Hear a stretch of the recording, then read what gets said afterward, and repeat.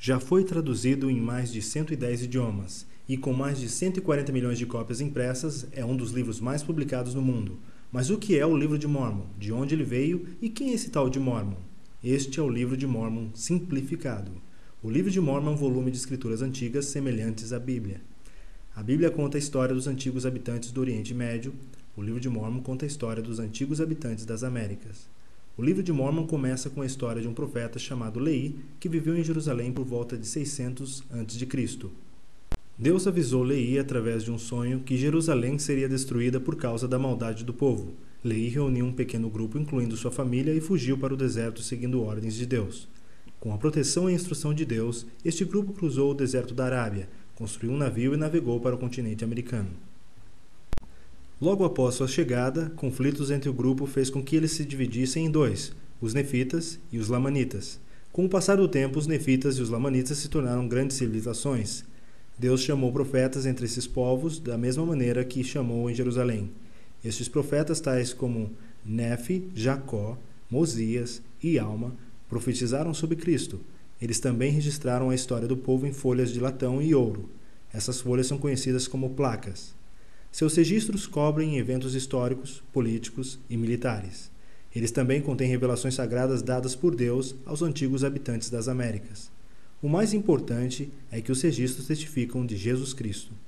Por volta de 34 d.C., um profeta chamado Nefe registrou a visita de Jesus Cristo aos povos das Américas, logo após sua morte e ressurreição em Jerusalém.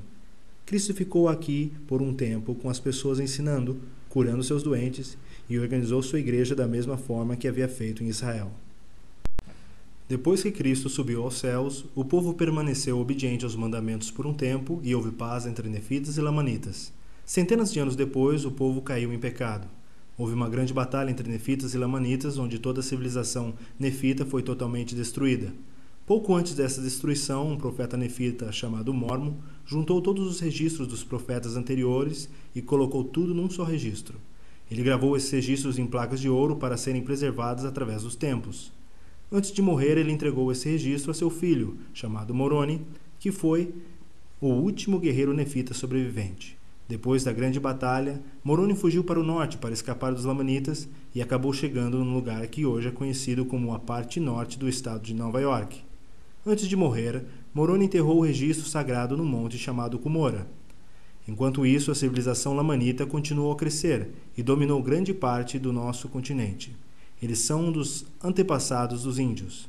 Aproximadamente 1400 anos mais tarde, Moroni apareceu como um anjo a um jovem chamado Joseph Smith e mostrou a ele onde estava enterrado o registro.